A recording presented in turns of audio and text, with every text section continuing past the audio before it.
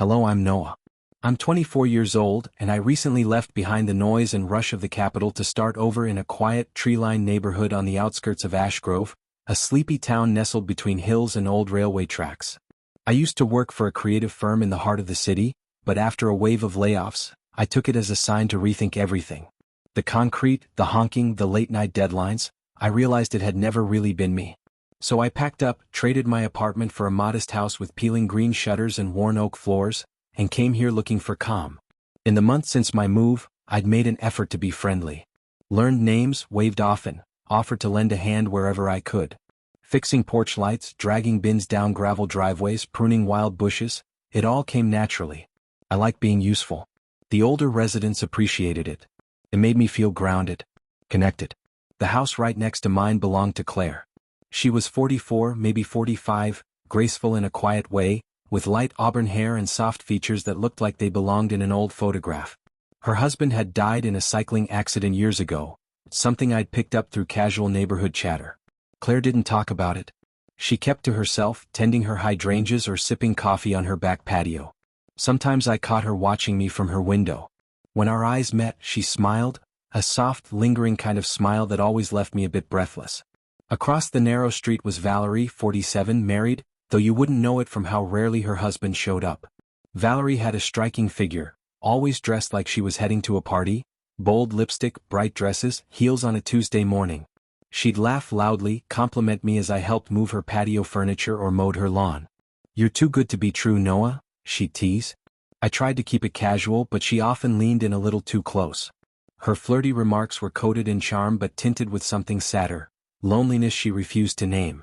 2 doors down lived Diana, 42, sharp and elegant with a no-nonsense energy that reminded me of someone who had long since learned to do everything on her own.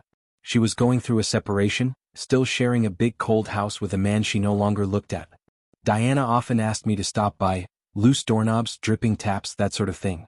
I got the feeling she didn't really need the help, but maybe just wanted someone around to notice her.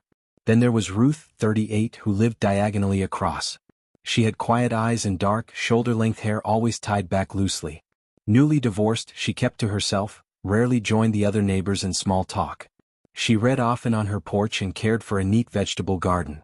Ruth never asked for help, never flirted or lingered. Just offered a calm wave and a small smile. Something about her serenity intrigued me, but I hadn't yet found a reason to speak to her beyond a good morning. This was my new world, quiet lanes, hidden sadness, soft connections waiting to bloom or fade.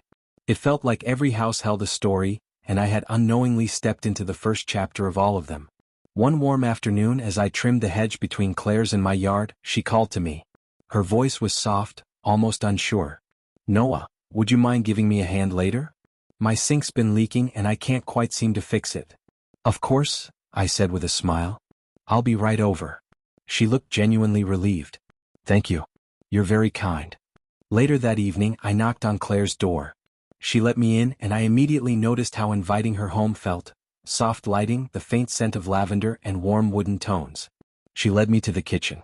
I crouched down, inspecting the pipe beneath the sink. It was a simple fix, just a loose joint.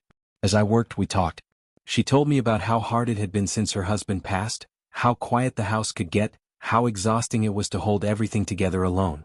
Her voice didn't waver, but I could feel the weight behind it. I listened quietly, tightening the last fitting under the sink. "You're such a good soul," she said almost to herself. "Most people wouldn't bother." "You're not a bother," I replied gently, standing and wiping my hands. "And you're definitely not old." Claire smiled, soft but unreadable, and glanced at the faucet. "No leak. Just silence now." As I stepped back toward the front door, she followed closely. I reached for the knob when I heard the subtle click of the door locking behind me.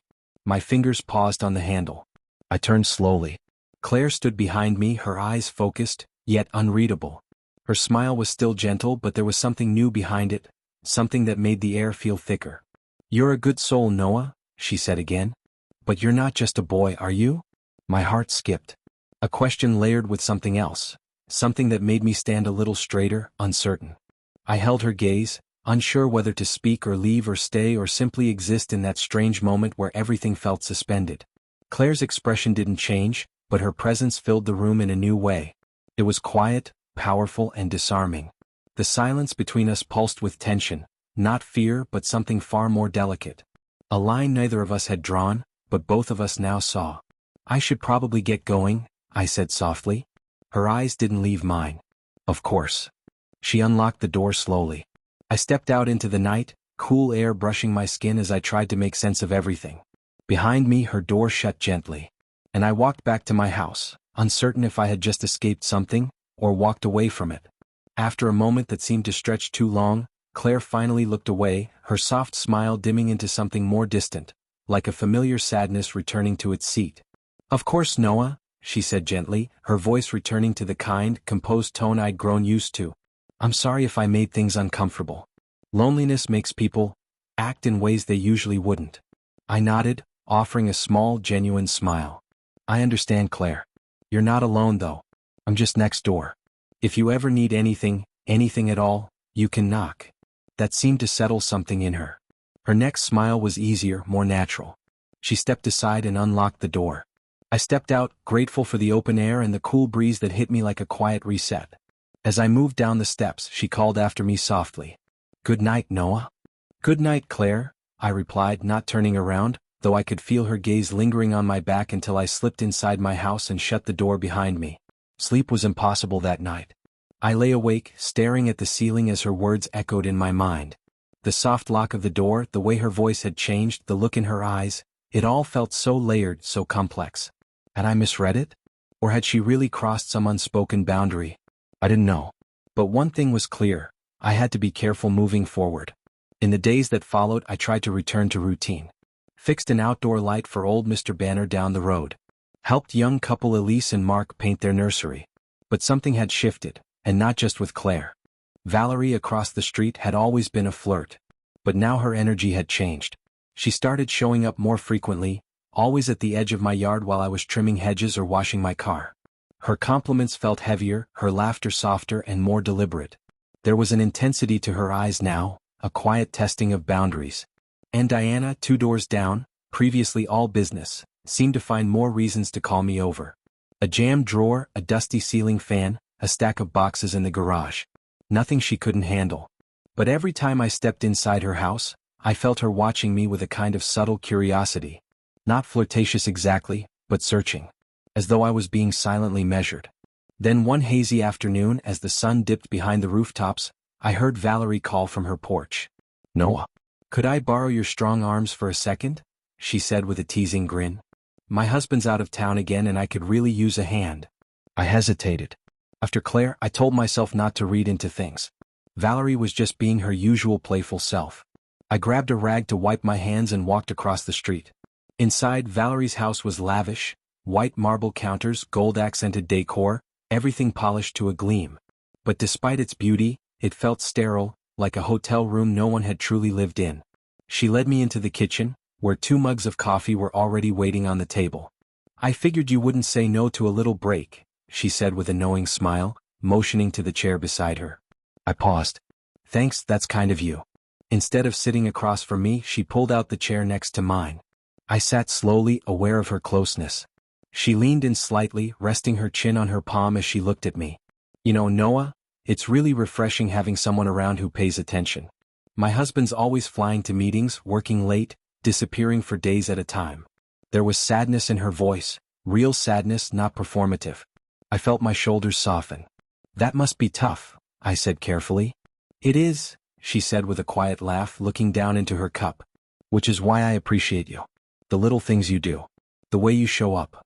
She handed me a mug, and when our fingers met, hers lingered, just a second longer than necessary. Just long enough to make my pulse stutter.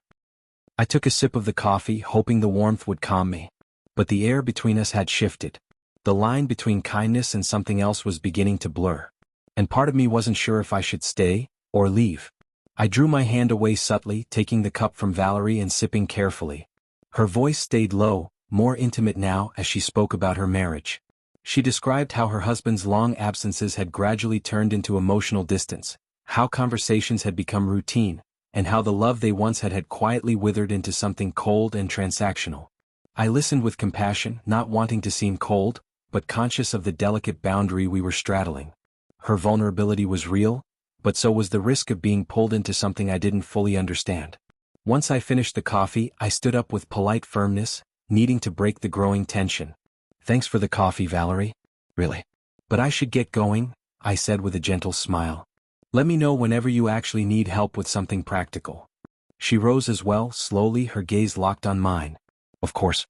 You're very kind, Noah, she murmured, stepping just a little too close. I nodded awkwardly, thanked her again, and turned for the door. Stepping outside, the fresh air hit me like a wave of relief. I walked briskly across the street, my thoughts tangled in the strange intimacy of that encounter, still reeling from the subtle tension of Claire's house days earlier, now magnified by Valerie's quiet advances. But as I approached my front porch, my stomach dropped. Diana was standing there. Arms crossed, posture firm, eyes narrowed with irritation. Her dark hair fell sharply over her shoulders, and she wore a look that made my chest tighten with unease. Hey Diana, I said carefully, trying to sound casual. Everything all right? Her voice was steady, cool. I saw you coming out of Valerie's house just now. I blinked, unsure how to answer. She's trouble, Noah. You need to keep your distance from her, she added, her tone sharp but low. I was just helping, I said calmly. She asked me to look at something, nothing more. Diana arched a brow skeptically, stepping closer. I'm sure that's all she wanted, she replied, voice laced with sarcasm. But you'd be wise to be careful. Not everyone in this neighborhood is as harmless as they seem. Before I could respond, she turned on her heel and walked away, her heels clicking softly against the pavement, leaving me alone and rattled. Inside, I locked my front door and leaned against it, trying to catch my breath.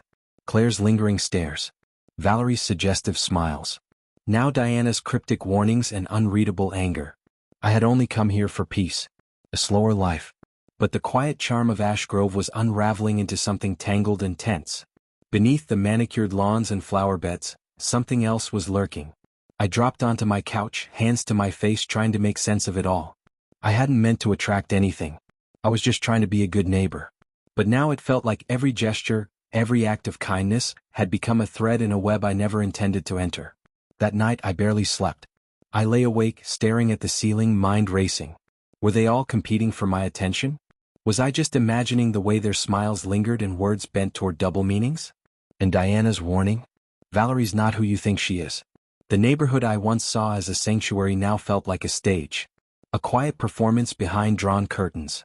And I was the only one who didn't know the script. The next morning, I had just sat down with my coffee when a sharp knock echoed through the house. I opened the door to find Diana standing there, expression unreadable but intense. Morning, I said, surprised. Everything okay?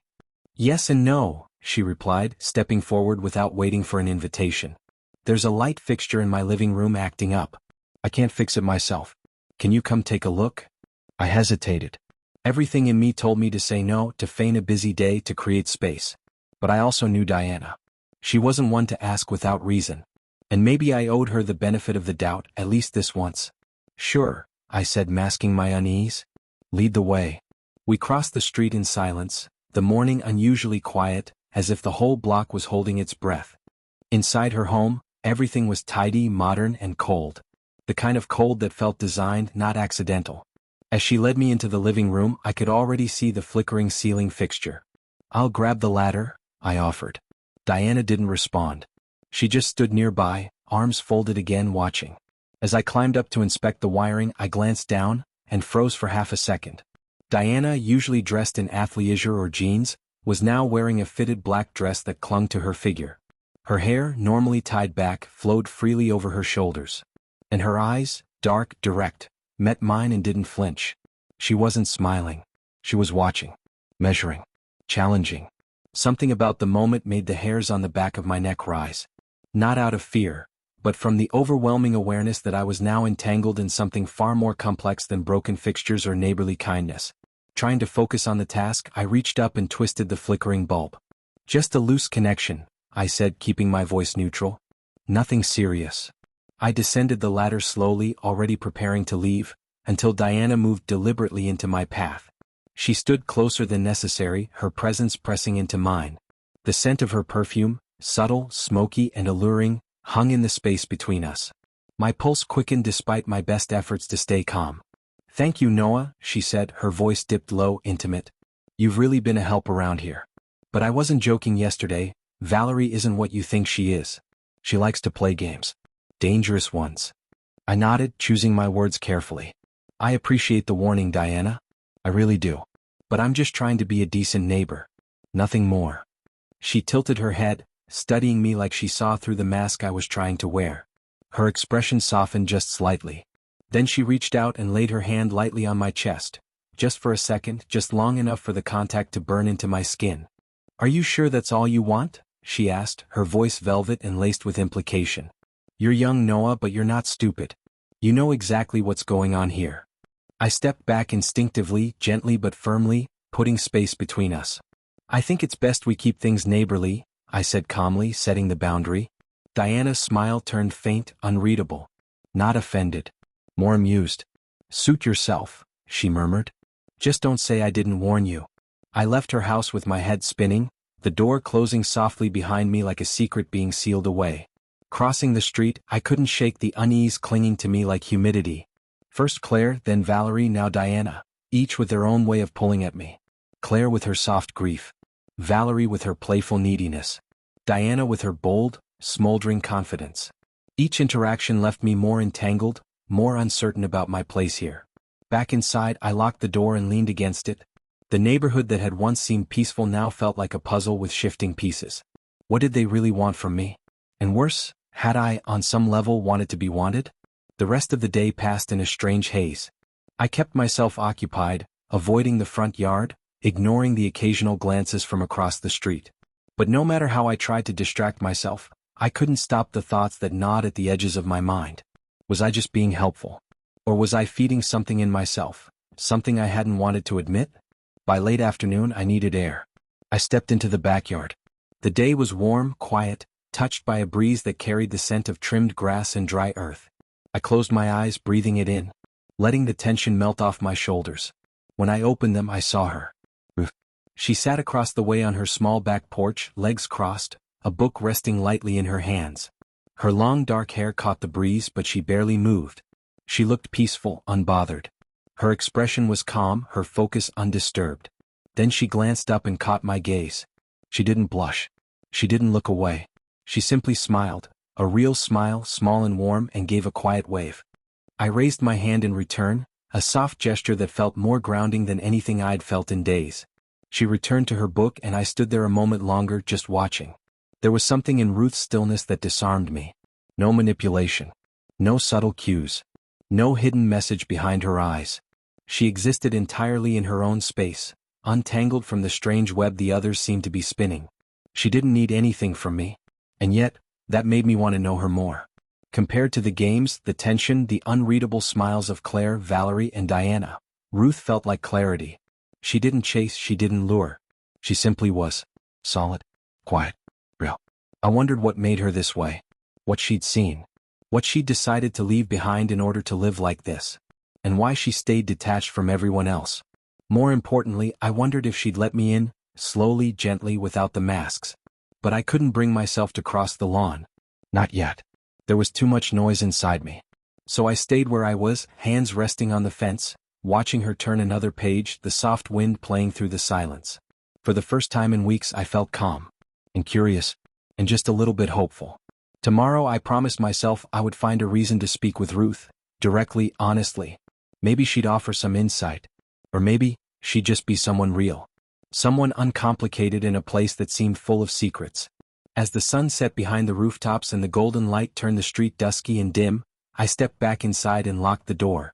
I pulled the curtains shut, not just to keep out the evening, but to create a boundary, a buffer between me and the ever-tightening web of silent glances, lingering touches, and unspoken games.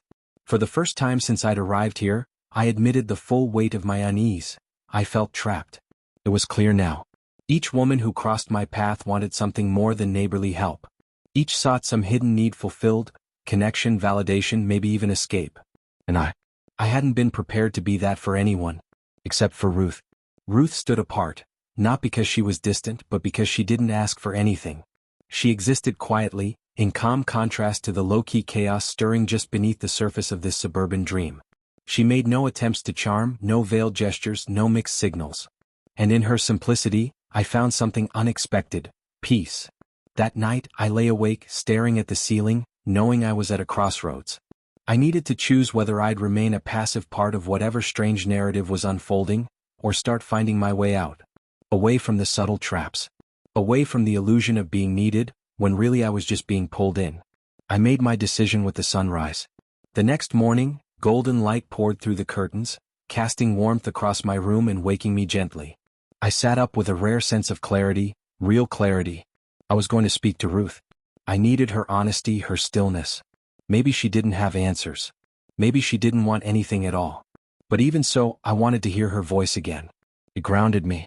Stepping into the yard, I spotted her just as I'd hoped, seated on her porch with a worn paperback in her hands and a mug steaming on the table beside her. Her hair was loosely tied back, strands falling freely around her face. There was no posturing. No display. Just a woman enjoying her quiet. "Good morning," I called gently across the fence. Ruth looked up, slightly surprised, and then smiled, a soft, warm, real smile. "Morning, Noah. Beautiful day, isn't it?" Her voice held no tension. Just kindness. Taking her response as a quiet welcome, I crossed the lawn. "Mind if I join you?" "Not at all," she said, moving over slightly on the bench, making space for me, not just physically but emotionally. It felt like an invitation into something quieter, something real. I sat beside her, and instantly I felt it, that subtle calm that seemed to radiate from her. For the first time in days, the noise in my head dulled. The anxiety, the second-guessing, the tension of constant performance, they all faded. She didn't want anything from me. She was just present. We talked about small things at first. The way the trees here always seemed to lean toward the sunrise. The smell of cut grass. Our favorite books. Why we both chose this neighborhood. She spoke with intention, never rushing. Her questions were simple, never intrusive. She truly listened.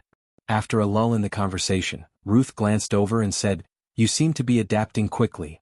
Everyone seems drawn to you." I let out a breath, a small laugh. Maybe a little too much, honestly. She studied me for a moment, her expression thoughtful.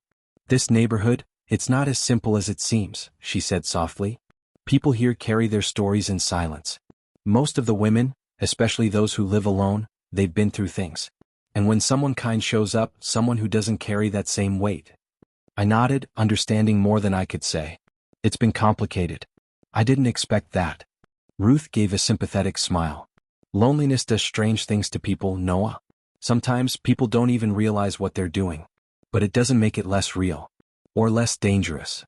Her words hung in the air, echoing quietly inside me. "Thank you for saying that," I replied. "It's comforting just being understood." She tilted her head slightly. "You're not a bad person for wanting to help. But kindness is often mistaken for invitation. Especially here." I looked at her, really looked. There was no agenda in her eyes. Just clarity. Honesty. And something rare in a place like this, authenticity. "I appreciate your honesty," I said. "I haven't found much of it lately." Her smile was quiet but knowing. "It's rare. That's why it matters." We sat in silence for a while after that, sipping tea, listening to the breeze play through the branches. For once, I didn't feel like I had to be anything more than just myself. And in that moment, I knew this was the only real connection I'd made here. And I wasn't going to let it slip away. Ruth gave me a soft, reassuring smile. I learned the hard way. Honesty tends to protect us better than pretending. After a while, I reluctantly excused myself, promising I'd return soon. As I stepped away from Ruth's porch, a lightness lifted from my chest, but almost immediately, a new weight settled in. Ruth's words echoed over and over. I needed boundaries. Over the next few days, I began carefully pulling back from Claire, Valerie, and Diana. I still helped when urgent tasks came up, but I kept my visits short, conversations polite but impersonal. I hoped they'd accept the distance quietly. Instead, my reserve seemed to fuel their demands and subtle manipulations, which grew more frequent and sharper. Claire started calling more often, her voice soft but urgent whenever she needed something fixed right away. Valerie made more excuses to linger near my yard, dressing even more provocatively than before, flashing those smiles that made me uneasy. And Diana's requests grew harsher, edged with impatience and frustration, as if she were testing my limits.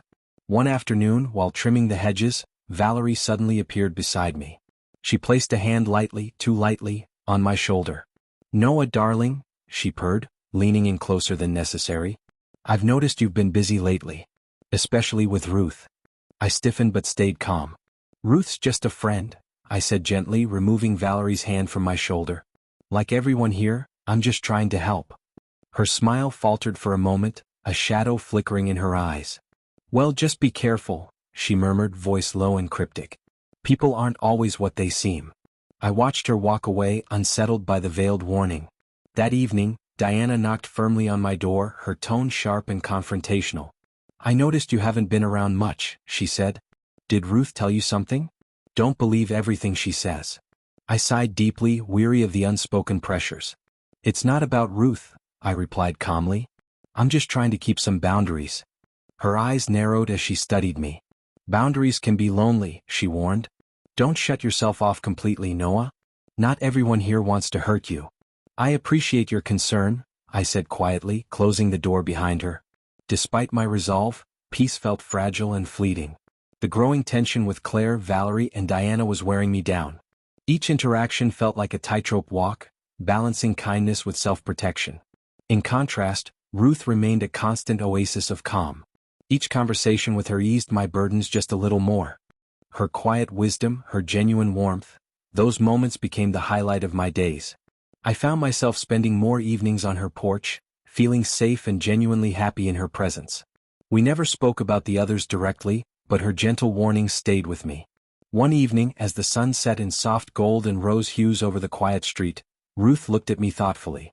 You know, Noah, she said softly, choosing distance isn't always enough. Eventually you'll have to face this. I nodded silently, knowing she was right. Ruth wasn't naive or idealistic, she was cautious and realistic. I admired her all the more for it. As night fell around us, a quiet determination grew inside me. I resolved to focus my attention and energy on what mattered most, on Ruth. Not just for her kindness and simplicity, but because she was honest, and honesty was rare in this place. But even as I committed to that path, unease stirred deep within me. Ruth's warning lingered, and I knew now why. My attempts to distance myself from the others only seemed to increase their insistence. Each day their demands grew stronger, their tactics more intense. Walking home that night, I realized something unmistakably clear. My life here, once simple and full of hope, had grown complicated, tangled, and dangerous in ways I hadn't yet fully grasped. I had found something genuine and beautiful in Ruth, something worth protecting. But the thought that safeguarding it might require more than just setting simple boundaries unsettled me deeply. This peaceful neighborhood wasn't peaceful anymore, and protecting Ruth from whatever trouble was brewing would be far more complicated than I'd ever imagined. Over the next week, tensions grew steadily. Despite my firm resolve to keep boundaries clear, every interaction with Claire, Valerie, and Diana became more charged, their demands subtly shifting toward ultimatums. What had once been a quiet refuge had turned into an emotional minefield. Each step forward felt riskier than the last. Claire, especially, seemed determined to push beyond the limits of mere neighborliness.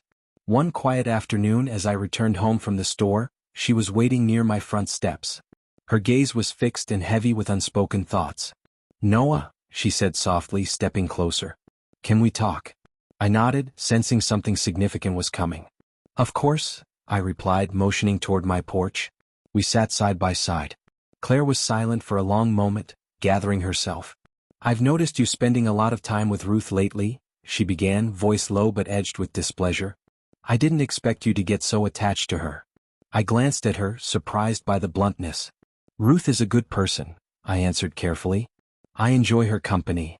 Claire's expression darkened briefly, her eyes flashing with hurt. And what about the rest of us, Noah? Are we suddenly not good enough? It's not like that, I reassured her gently. I just feel things have become complicated, and Ruth, she makes things simpler. Easier. Claire laughed bitterly, turning her gaze toward me. Simpler or just safer? What do you mean? I asked, confusion rising. Claire leaned in, emotion deep in her eyes. Noah, I think you're avoiding something important. You're hiding from what you really want because it scares you. I shook my head, trying to keep calm. Claire, please understand, I genuinely want to help everyone. But lately it feels like everything I do is misunderstood. Her eyes softened, vulnerability replacing the edge. Is it really misunderstood, Noah? Or are you just refusing to see the truth? What truth? I whispered, anxiety tightening my chest. She hesitated, searching my face, then spoke with quiet intensity. That I have real feelings for you. I felt something since the day you moved here. And seeing you drift toward Ruth, it hurts, Noah. I stared at her, stunned, completely unprepared for such honesty. Her confession hit me like a sudden storm, leaving me speechless. Claire, I finally said, careful but firm, I care about you as a friend. Truly. But I don't feel the same way. I'm sorry if I've hurt you. She looked away sharply, jaw tight, clearly wounded. Is it Ruth? Do you love her? Heat rushed to my cheeks. I'd avoided admitting it even to myself.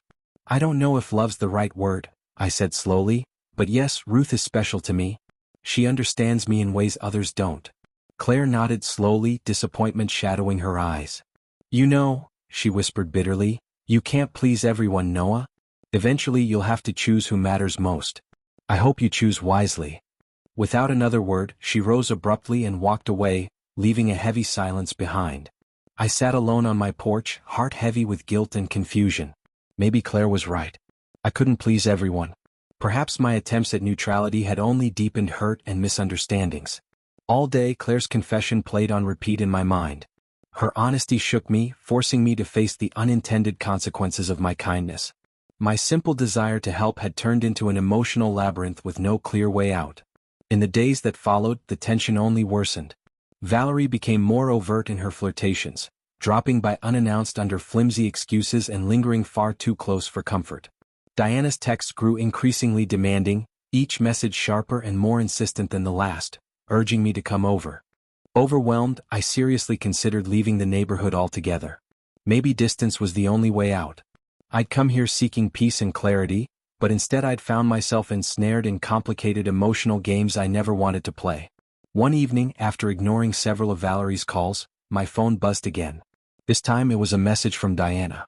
Its contents made my blood run cold. I know what you want, Noah, but does Ruth want you? The cryptic text unnerved me deeply. I read it over and over, pulse quickening. Diana seemed to know exactly which buttons to push, her words striking straight at my deepest insecurities. I glanced out my window toward Ruth's house, seeking reassurance in her quiet presence. Her porch was empty, lights off, making Diana's dark message feel all the more unsettling. Her words clawed at my heart. Had I misread Ruth's kindness? Had I allowed my feelings to blind me to the truth? Unable to rest, I stepped outside, breathing slowly and deliberately, desperate for clarity. I had thought Ruth was different, that what we shared was genuine and simple. But Diana's words planted doubt, which quickly grew into anxieties I'd long buried. As the night deepened, I paced, torn between confronting Ruth and giving her the space I assumed she needed. Finally, unable to bear the uncertainty any longer, I walked quietly to Ruth's house and knocked gently on her door. After a tense moment, she opened it slowly, wrapped in a soft sweater, her expression calm but concerned. Noah, she asked gently, is everything all right? My heart raced as I hesitated. Can we talk for a minute? It's important. Of course, Ruth replied softly, stepping aside to invite me in. Her home was warmly lit, peaceful and safe, a stark contrast to the turmoil swirling inside me.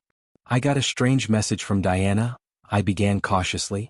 It made me wonder, maybe you don't feel the same way about me as I do about you. Ruth's eyes softened instantly, understanding pouring from her gaze. Noah, she said gently, voice both comforting and firm, Diana is playing a game. She's testing you, trying to control you through fear and doubt. Don't let her words undermine what we've built. I hesitated again, afraid to speak the deepest fear inside me. But what if she's right? What if I've misunderstood your kindness for something more? Ruth stepped closer, her gaze steady and sincere. I can't tell you exactly what the future holds for us, Noah, she said softly, but I promise my feelings for you are genuine. I see you for who you truly are, not who I want you to be. Trust yourself. Trust your instincts. Her words instantly soothed the anxiety knotting my chest. I nodded, warmth and gratitude spreading through me. Ruth was truly different, honest and real, free from manipulation or hidden motives. Returning home that night, I resolved firmly, I needed strong boundaries with the others. My heart belonged to Ruth, and I refused to be dragged deeper into the dangerous games Claire, Valerie, and Diana were playing.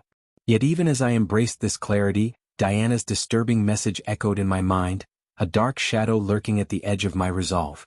I know what you want, Noah, but does Ruth want you? I knew protecting what I had with Ruth would take more strength than ever, and that the quiet, peaceful life I dreamed of was still painfully out of reach. The next morning brought with it a newfound determination. I woke with a clarity I hadn't felt in months. The games had gone on long enough. To protect my heart and my future, I had to confront Diana and Valerie openly and honestly. No more hiding behind politeness or vague words. It was time to set things straight once and for all. My first stop was Diana's house. Approaching her door, I took a deep breath, knocked firmly, and waited. The door opened quickly, and Diana stood there with a look that was both hopeful and wary. "Noah," she greeted cautiously, eyes narrowing slightly as she read my mood. "Come to talk." "Yes," I replied, keeping my voice steady and clear. "Diana, we need to have an honest conversation about what's been happening." She stepped back to let me in, and we stood together in her spacious living room. Arms crossed defensively, she waited silently. "I'm grateful for your friendship," I began, meeting her gaze directly. "But things have gotten too complicated. I never intended to get caught up in emotional games. I'm sorry if I misled you, but my feelings aren't what you want them to be." Diana raised an eyebrow, her demeanor cool but controlled. "This is about Ruth, isn't it?" she asked, voice calm but carrying a trace of bitterness. "It's not just about Ruth," I clarified gently. "It's about being honest with myself and everyone else. I'm done with the games. I need clarity." Diana considered my words silently, her expression softening just a bit. Finally, she sighed deeply and nodded slowly. "Maybe you're right. Maybe we've all gotten carried away. Just be careful, Noah. Things aren't always what they seem." "I understand," I said respectfully. "Thank you for hearing me." Leaving Diana's home, relief washed over me. One conversation down, one more to go. I crossed the street and approached Valerie's house, steeling myself for another difficult talk. Valerie opened the door slowly, surprised but pleased by my visit. "Noah," she purred softly, leaning forward with a suggestive smile. "I've missed seeing you around." "Valerie," I said firmly, stepping back. "I came to talk, honestly and clearly." Her smile faded as she caught the serious tone in my voice. "Go ahead then," she said cautiously, shedding her seductive demeanor. "I appreciate your friendliness," I began, maintaining steady eye contact, "but it's become more than just friendly. My feelings lie elsewhere. We both need to respect clear boundaries." Valerie studied me silently, searching my face before nodding slowly, lips tightening in mild disappointment. "So Ruth then?" she asked quietly, already knowing my answer. "Yes," I confirmed openly.